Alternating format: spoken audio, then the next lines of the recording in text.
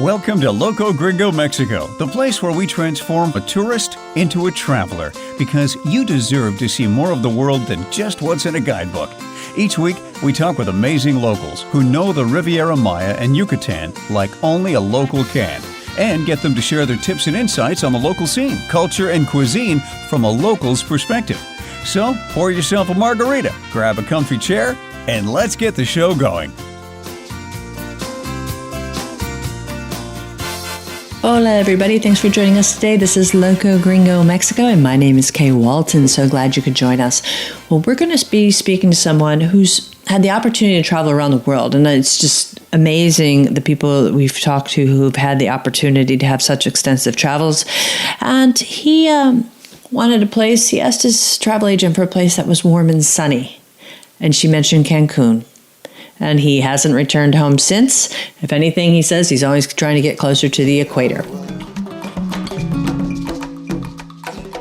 Hey, everybody. Good morning. This is Kay with Loco Gringo, and I'm going to introduce you to a friend of mine who is the e-business director at the Sunset Group. His name is Jim Wehrle. Hey, Jim. Good morning. How are you? Hi, Kay. I'm fine. How are you this morning? I'm fine, thanks. Now, Jim, you and I, we seem to run into each other at lots of social media gatherings and everything, but I wanted you to share with everyone how you wound up here in the Cancun Riviera Maya area. All right. Well, you asked me that, and it may take a while, but I'll try and make it quick. No. Take your time. It's interesting. I'm originally from Fort Wayne, Indiana, and I lived there till I was 27 years old. And moved to Fort Worth, Texas, lived there for 12, 13 years, and worked for the Fortune 500 Tandy Corporation for about 12 years, and retired, semi-retired, and did some traveling. I had saved up some money with their savings program. So I did some traveling around Europe, and I came back from Europe, and I told my travel agent that I wanted to go on vacation. And so she said, Mexico, huh? And I said, yeah. And she said, well, there are two places. She said, one is Acapulco. I would recommend Acapulco because it's big and there's lots of things to do, and lots of clubs and the nightlife and everything. And I said, what's the other place? And she said, well, it's a little place. This was 30 years ago. There's a little place called Cancun, and it's on the Yucatan Peninsula, and it's more laid back, not quite so developed, and it's a little more peaceful and quiet. And I said, well, I guess I'll go to Cancun. And the rest is history. I came here. I liked it on vacation. I went back to Fort Worth and packed up and moved down here to Cancun 29 years ago this past July, and I have never regretted it. And I've met lots of people who have come here, and it's like anything else. You have to really want to do something to be a success at it. And I had studied a little bit of Spanish before I got here, but didn't learn a whole lot. And I came here and I wanted to learn Spanish. And over the years I have, because I've used it and I've practiced it and I've studied it, and sometimes we make mistakes, and some of them are embarrassing. But I came here, and Cancun was a very small place at the time. The hotel zone in Cancun ended about where the La Isla shopping center is right now. And these were the old days when the Riviera Maya didn't even have a name. And then they called it the touristic corridor, which is not very. I remember that. Not very romantic or exciting. And it was a 2-lane road from Cancun down to down to Tulum, and those were different days than they are now. Everything has grown, and I would say in general for the better. There's a lot of concern for the ecology, as in any area. Growth, uncontrolled growth can be bad, but I think that in general the Riviera Maya and Cancun are doing what they can to protect the environment, and I think that's a good thing. There are a lot of cenotes, and they're protecting the mangroves, and I think all of that's good. But anyway, that's how I got to Cancun many years ago, and like most tourists who come here and decide that they're going to live here, one of the first jobs I got was teaching English, and so I taught English for a while, and then I had some friends who worked in the different hotels in the hotel zone, and I decided around 1990, because I moved here in '87, about 90, that I would go out and try my luck working in the hotel zone. And it took one or two interviews, and I got a job working for the Palace Resorts. Didn't last there very long. It was as a salesperson, and it was just not my thing.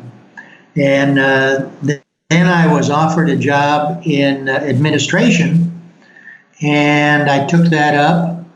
That was with the Sunset Group, that's now called Sunset World, the Sunset Group, and that was June 11th of 1994.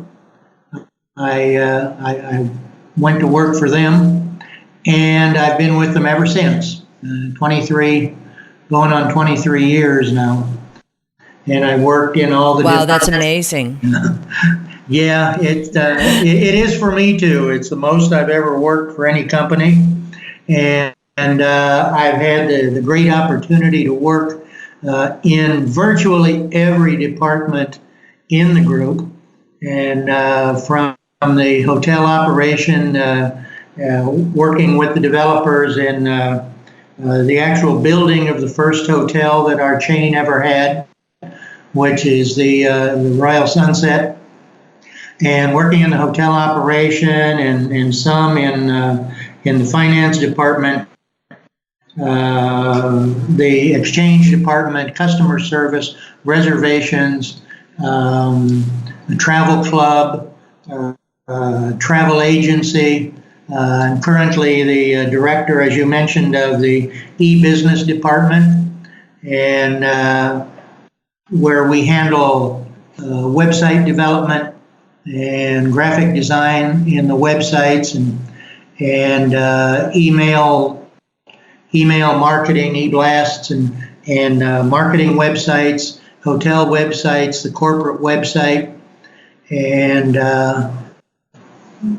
all of social media, which we got into about 7 years, a little over 7 years ago, when a lot of hotels, particularly in this area, didn't have much of a social media presence, and became very involved in social media and reputation management, both of the area and the hotel chain that I work for.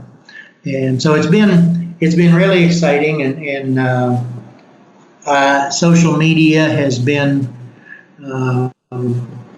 kind of my thing here, and we've grown. We now have 3 community managers. We handle around 100 different accounts of rather channels for about 15 different accounts, all of the corporate, all of the companies related to the Sunset Group, and the different channels like Facebook and Twitter and Vimeo and YouTube and Pinterest and Instagram, about of those different channels for the different accounts for the group, including, and we also do the hotel reservations for the hotels.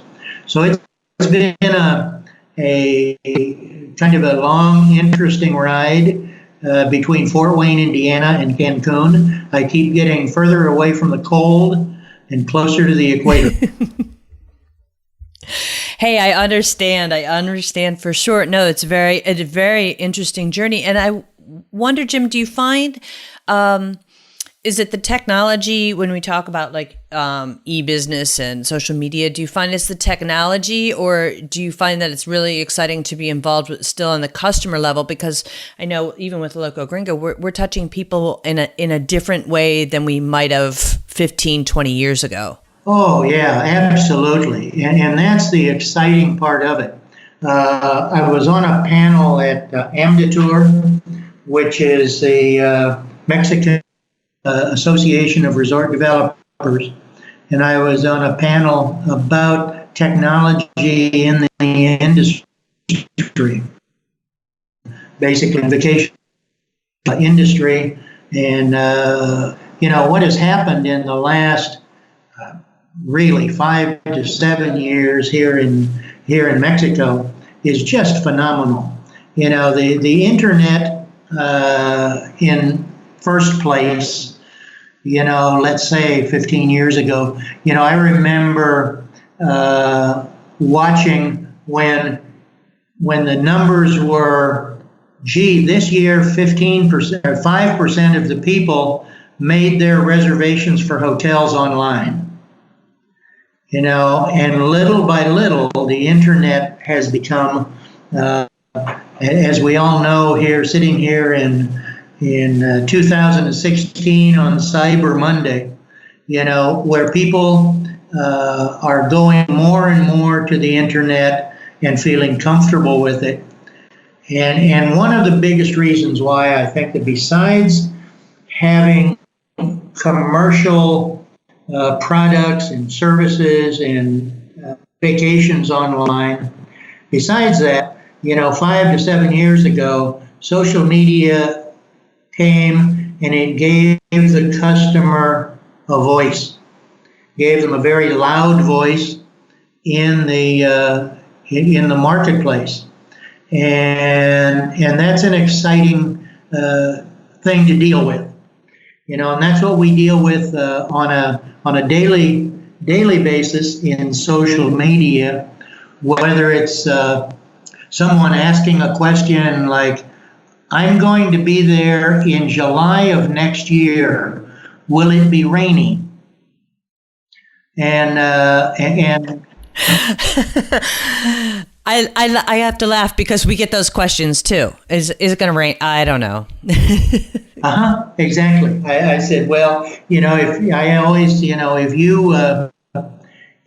you need to know what the weather is going to be like next year, you're going to have to consult with a power greater than me.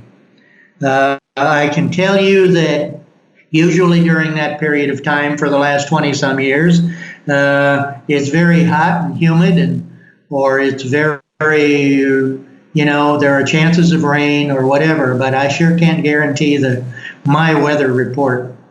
But it's very, the social media end of it, and the reputation management, which I consider one of the best ways of promotion. Not necessarily promotion. I have a phrase that I picked up somewhere, where in this new marketplace, it is much more a question of attraction rather than promotion. And through social media, through website engagement with companies like TripAdvisor and other things, there's an actual two-way conversation going on between the supplier and the customer. And this is exciting Sometimes, always, every company, there's going to be somebody who, for one reason or another, is unhappy about something. And this gives them a voice, and it gives us an ear to listen to and respond to people, and to show them that we really care about them and about their vacations, and that we're excited about where we are and what we do. It's so, it's just, Absolutely. I mean, sometimes people like us who live here day in and day out sometimes don't remember to say thank you enough for the place that we live in. Now, every time I see the snow trucks in New York, or the rainy, slushy streets in February from Fort Wayne, Indiana, it makes me truly grateful that I live in Cancun, and I really enjoy the place. It's a beautiful place, and over the years, I've had the opportunity I've lived in town, I've lived in the hotel zone, and I currently have over the years bought myself a little piece of dirt outside of Cancun. I say a little piece of dirt because that's an expression that most people understand. Here in the Yucatan Peninsula, there isn't a whole lot of dirt.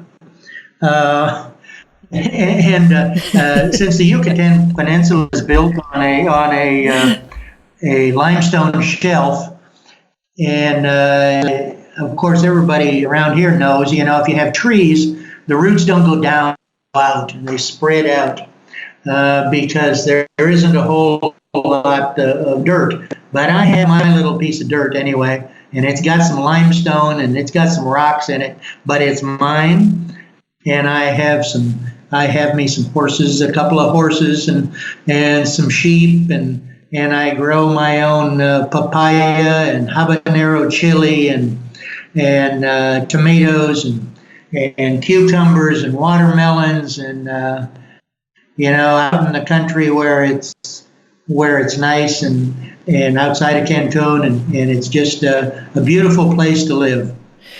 Now, I couldn't agree with you more. I think there's all of us who live here, we just have such a great opportunity to share the things that we love. And that's one of the benefits I think that social media has brought to us, is that we can share, whether it's to share your papaya crop or to share your favorite place to grab tacos or something. It gives us an opportunity to share some of the things that we love on a daily basis. And they may not necessarily make a travel brochure in the U.S. and Canada, but they're the parts of Mexico, of the Yucatan Peninsula, that we really want to get out there and share. And social media allows that, and it gives people an opportunity to have an insight to our lives here in the Yucatan. And I think it's a wonderful vehicle for that. I agree. I couldn't agree more. And I think that's something that sometimes you hear from people who have never been to Mexico, and they come for a 3-day junket, and they stay in nothing wrong with the Marriott, mind you, but they stay in the Marriott and they never leave the hotel. There's a whole lot more to Cancun, to the Riviera Maya, to the Yucatan Peninsula, and to Mexico than living in an Americanized hotel. And there's so many things that, I had some friends here from Texas, and a couple weeks ago, and there were so many neat places to eat, to take them to fish places and little hole in the wall places that have just the best food in the world that people who stay in the hotel all the time don't get to see. And in the Riviera Maya, cenotes, and I remember when I was teaching English 25 or so years ago, and I would drive down a couple times a week down towards Tulum to give classes to this ICA,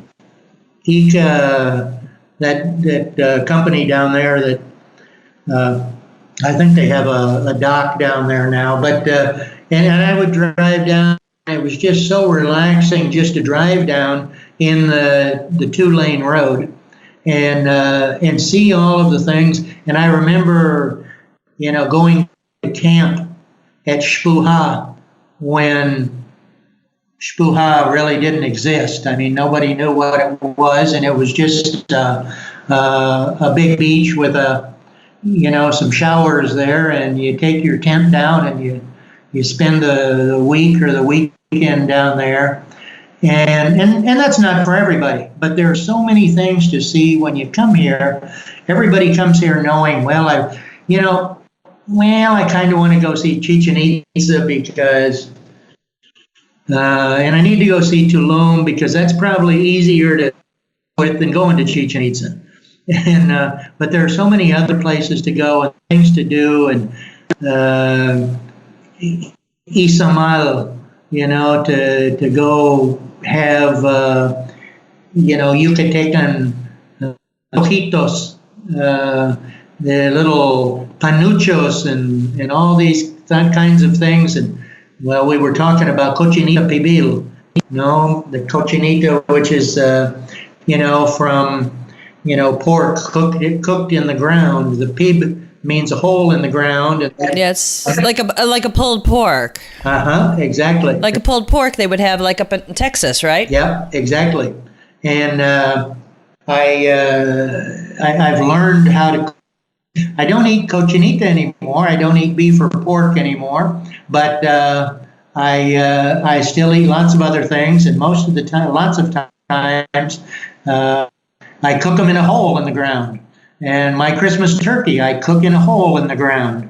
And you build the fire down, dig a hole and build the fire and let it die down a little, and then wrap up the turkey and cover it up with palm leaves and dirt and let it cook in there for about 3 hours, and it's the juiciest Christmas turkey you can ever have. And places like Tizimin, I remember going there on January 6th. Tizimin has a church dedicated to the Three Kings, and January 6th is Three Kings Day. And of course, the whole town goes to party, and they have the big fair and everything there in Tizimin and Ekbalam and all kinds of smaller ruins, but interesting to see, and little towns to go through and stop and have some tacos or some of the local dishes. It's there's just so much to do besides staying in a hotel. Absolutely, and I think that people are really shortchanging themselves if they're coming down to the Yucatan, Cancun, the Riviera Maya, coming down and not experiencing some of this, because it's the little pueblos, it's the Mayan ruins, it's all the people that make up the area that really create a beautiful fiber of the world that we have the opportunity to live in, and really to get off the hotel grounds and to experience some of this is really a life enriching experience. Yeah, I remember Cancun and the Cancun Hotel Zone and Playa del Carmen and other places. And I remember they built the first McDonald's in the middle of the hotel zone in Cancun because, of course, McDonald's is for the tourist. Of course, I think there are many more McDonald's in downtown now because, we local people, well, I don't like McDonald's, but too many good taco places to go to. But, local people like McDonald's too, probably more than the tourists. Some come a lot of times for their kids because they don't feel comfortable with the food, or they don't feel comfortable, safe going outside of the hotel. And of course, the hotels enjoy those feelings of, they would like to keep you in the hotel, and that's fine. But I safety and food safety, the hygiene in the hotels and around. There's so many good things to eat and to see and to do that it is. You're right. You get out on a lot if you don't go out and see and do some of these other things. I know you've talked about Tizamin, Ekbalam, which is a great ruin site that is just west of the Cancun and everything. Do you have a few little tips on places not to miss for people who are going to be in the Cancun and Riviera Maya area that are, with a reasonable either day trip or a little venture out to get a little bite to eat? Do you have any special little places that you love? I don't know. Not that I can think of as far. I mean, there are so many places that I know in the downtown area of Cancun. There are also a lot of places, kind of a hidden gem that just recently became its own municipality is Puerto Morelos. That is in between Cancun and Playa del Carmen in the Riviera Maya. And Puerto Morelos has lots of little restaurants, lots of places for fresh seafood, I guess Pelicanos is still down there, and some of the other places there in Puerto Morelos and Playa del Carmen. Walking along the Quinta Avenida, the Fifth del Carmen, is an experience. I generally wander off to some of the sites where you'll find Greek people selling Greek food and French people selling French food and little restaurants of Arabs selling Arab food and people of different ethnicities there in Playa del Carmen particularly, and so many of them have their own little restaurants with their own cuisine, and there are so many of those Italians down there with an Italian restaurant and Chinese with a Chinese restaurant that you just can't go wrong down there. No, and especially and if you're not even going for the food, you can just to go people watching, to sit on the quinta and have a cerveza or a margarita or iced tea is just great. Just to sit back and watch the people from all walks of life, locals and visitors to the area. It's just a treat and amazing, especially because some of us remember that the days of old when it was a sleepy little fishing village, and now it's a very cool metropolitan area. Yeah, and people watching there on the Quinta Avenida. That's just like you say. Grab your favorite beverage and sit there and just watch people go by, and you'll see people from virtually all over the world down there, and lots of things. The shopping and the food and the people watching is just great down there. Well, Jim, I really loved talking with you today, and I wanted to ask you if you would share with us where people can find you, and perhaps you want to share your social media accounts for Sunset World, so people maybe can follow your great pictures on Instagram or Facebook. So how can people find you? All right. Well, personally, you can find me at jimincancun @gmail.com. And our corporate website for the company that I work for is www.sunsetworld.net.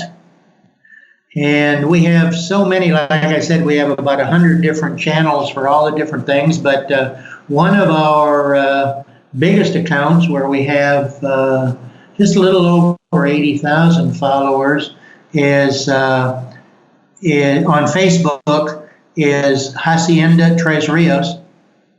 which is our resort in the Riviera Maya, about 7 kilometers north of Playa del Carmen. If I can interrupt you here, Jim, I have to say, for anybody who has not been to Hacienda Tres Rios, one of my favorite hotels, and I always love the sensory tour. I always tell people if they're going to go to Hacienda Tres Rios to make sure to take the sensory tour. I loved it. I've also done tequila tasting there and a little kayaking through the mangrove. And so Hacienda Tres Rios is a very special place, very environmentally minded, correct, Jim? Isn't that, you guys are very eco-friendly there? Yeah, absolutely. And we do a lot to preserve the mangroves. In fact, a couple of the buildings were built up on stilts so that we wouldn't have to replace the mangroves.